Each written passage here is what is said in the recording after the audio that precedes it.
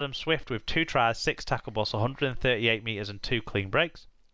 And Jordan Lane went both ways, 41 tackles and 123 metres. For Castleford, Peter Matautia.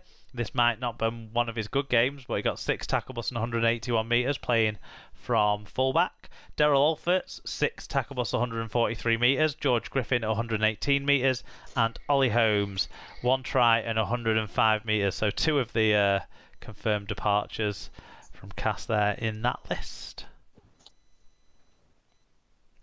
No disciplinary stuff last week. Plenty of fan views on we this go one. to recording, is there, Al? So we can't talk about anything that might have come out of that. But yeah. No, we'll just talk about what we think. So fan views. Alan Walker says, no knee, appeasing the fascists. No rainbow laces either. Not got the memo. Oh, it's just lip service. Weak.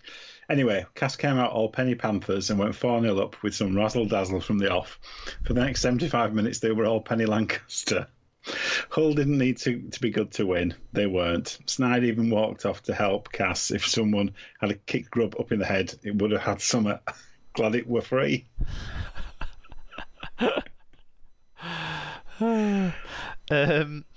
Mark Snide's remembered match review said, a bad start in the first half looked like FC might repeat the league game against Staines, but FC pulled it back. FC applied some pressure but weren't clinical enough to increase the score at half time. The second half continued the dominance and FC kicked on and got in full control. Hull's tries were really well taken and executed with a clever ball movement and kicking to put them in the right position. A great team performance. Mark W says, this game peaked 45 seconds in.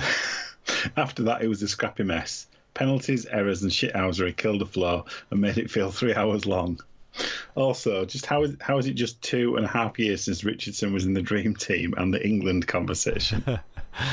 St David, not really a review, just 2 observations. 1, I am bored of watching physios holding players' necks several times a game. Doesn't happen in the NRL. 2, calling him Jason rather than Gary, so good they named him thrice, is clearly a missed opportunity. Yeah.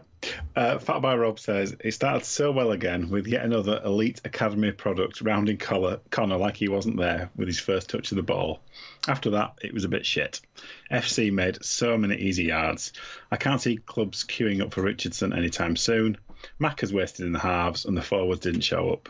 Still, it was better than I expected. Hicks was his usual inconsistent shite self. #Coif. Ro Hayden said, good first try for Castleford, but Hull was the better team. Fair shout. Pretty concise. Yep. Joshua's granddad says, flying start from Cass, followed by a scruffy first 40 from FC, until Jake showed his class, encouraging the Cass to silence. Win was at the cost to Scott and loss. Pop the Viking said, great start from Cass, but then it was Hull that turned the pressure into points. A scrappy game with both teams testing the patience of Hicks. AK Steel 69 says, from the start when Jake showed JQQ, is that official? Are we calling that official now? There's enough 3-letter ones out there. I think it's a good one. Yeah. No, although I'm not sure if his name is 2 words or 1 word. It's been listed places as all 1 word, but then on the back of his shirt it looked like 2 words, didn't it? So I'm not sure. We'll find out.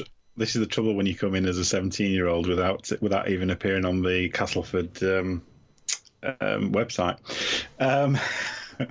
So yeah, from the start when Jake showed JQQ the outside and the sneery side of his face, it looked like Cass were on fire. However, that was as good as it got for the Tigers. Hull showed some great team tries with Mahe looking back to his 17-18 best.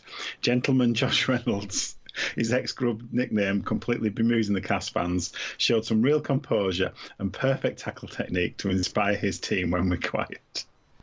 Tom Andrews said, world's best fullback embarrassed by schoolboy within a minute. That's all I needed to see of this game. And DG Knight said, amazing start for Gary, and too bad the game was not a contest after that. Hull did not play that well, but Cass were generally just not firing in attack or defence, and it was an easy win for Hull. Was waiting for the fight to break out for the last 20 minutes or so. Amazed it didn't.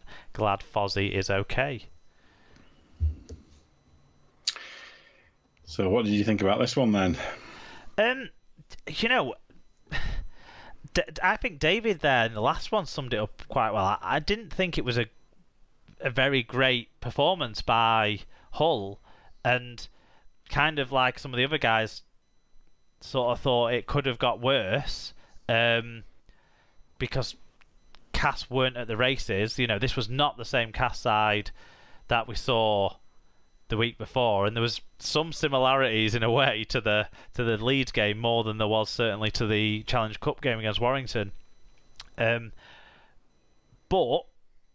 let's talk about the great stuff that happened in this game, because the try from Jason Gary at the start of the game was absolutely exceptional. What a way to announce yourself. 17-year-old, first appearance in the senior game. Very late call up, so late that Cass were breaking the rules, but hey, let's cry about that. Let's break the rules and then criticise the rules. Fucking joke. But the kid was amazing, and he showed some real gas and confidence to go round the outside of Jake Connor like he did, and set him up for it as well, and make sure he gave himself the space. I thought it was exceptional, and really exciting stuff to start the game off with, and then matched in every way by how great the Hull first try was as well.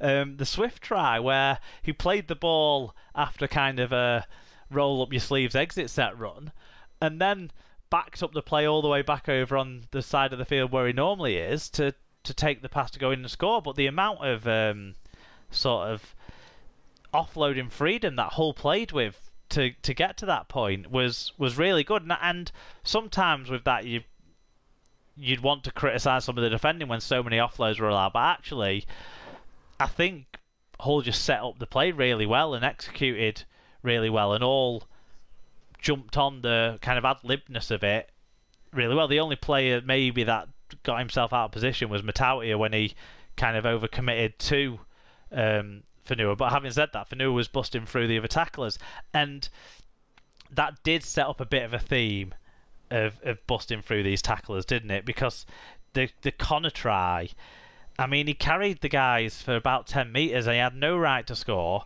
That was when they were a man down, FC were, close to the end of the game. He should have been tired too, and that would be a worry for Castleford in some ways. The reason the game went the way it did wasn't just because Hull were better and Cass were worse, though. I think the scores just either side of half-time kind of rescued Hull's sloppiness, and that put Cass on the back foot, really on the back foot then, I thought. And that was the big swing in it for me. That and Mahe Fanua getting given a try, that definitely wasn't a try. He definitely dropped the ball as far as I'm concerned. There was no control there. He might have had a little finger on top of the ball, but it was luck that he did. He should put that grin away until he scored, basically, is what I would say to Mahe Fanua. I thought Connor was good. I thought Sow was exceptional. Sow and Satai are the best front row pair in the league at the moment. I think it's probably fair to say. You can't disagree with it. I thought Hull were steady, moments of brilliance, but generally steady. And their steadiness is Liggy Sow and kind of players like Manu Mao, isn't it? It's their kind of the platform that they're setting. It was dominant over Cass for me. Defensively, I thought Cass were particularly poor. Down at Alford's side, I thought they weren't great. But yeah, it was more of a Cass were off it, understandably. Kind of cup semi-final hangover. Hull obviously wanting to make up for it. As I said, FC weren't spectacular, but they just did what they needed to do to get the result. And I never really saw Cass getting back into it after Hull had established the lead just after half time. I didn't really feel that they had any chance. No, I agree. Yeah, I felt the same. The injuries were a significant part of the game, weren't they? Tumavavi and Scott looked like they might be out for a while for Hull FC, which is a shame for them because one's the cover for the other, isn't he? So they'll have to figure out what they're going to do there. It's good news that it didn't seem, it seemed more precautionary the way they approached things with Alex Foster rather than something serious there. So that seems like good news. It looks like anyway. So yeah. The start very much a positive to take out of it for Cass, but then everyone who plays on that left wing scores. But I think one thing to pull out of this for me, because I don't think it tells me much about Hull FC this game than what we already knew about them. But when it comes to Cass, I think they can't let this be how they're playing. They can't be so laps going into the cup final. I think they need to now start building towards the cup final, because I just don't think Saints are going to have the same down day that Warrington did. I think you can't be getting that twice out of people. So Cass need to start building their intensity towards a cup final now. I feel like this is like this in the Leeds game. They can have a couple of written off games if they like, but what if they get to a cup final, get beaten by what on paper are the better side, but have cost themselves the rest of the season with the way they're going about things? I think they need to build some momentum into that cup final, not just for the cup final, but for how they react to the rest of the season if they do lose the cup final, which they might do. Well, they're certainly going to the final second favourites, and yeah, they're not. The wire game is looking like the aberration rather than anything else at the moment. So yeah, Cass have got a lot of work to do. You can't piss the league by losing, unfortunately.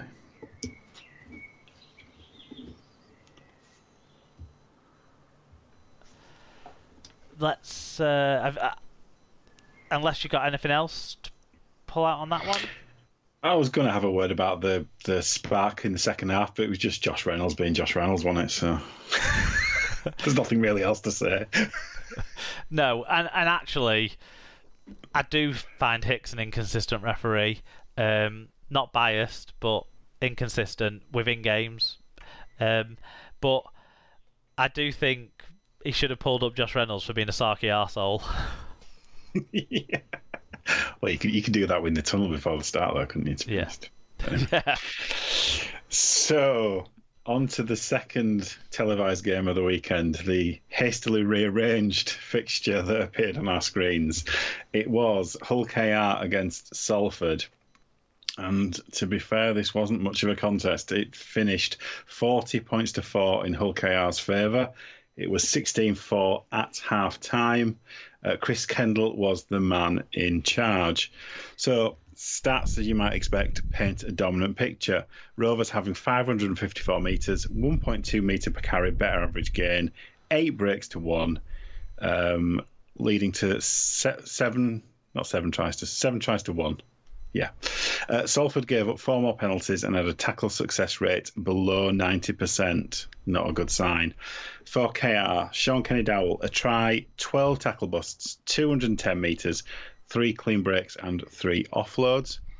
Ryan Hall with a try and 218 metres. Matty Staunton with a try assist and 145 metres. Ben Crooks with a try and 142 metres, and the only Salford player to make the list on our kind of stats was Rhys Williams with 145 metres. Mark W. said, I went into this game wanting to keep a close eye on Lola here since he's allegedly Giants bound. I'm now hoping we defy the odds and get Danny Richardson instead. I think Salford might be at risk of going down if Lee get a win or two. Joshua's granddad says, a nice try to open for Salford, and then Hull Kendall Rovers starts his 3-card trick. All 3 are on calls, and Salford implodes. Soft penalties, drop balls, overlaps created, and last pass straight into touch. Luckily, Lee is in the league this season, as definitely relegation is a possibility. Tom Andrews said, another great win. Plenty more retweetable highlights. That Takarangi try and Lynette dummy was pure rugby porn. Both sin bins very questionable, and I thought the red was a little harsh, not that it mattered. Salford lucky that Lee exists. It won't be this easy in the next run of games. Not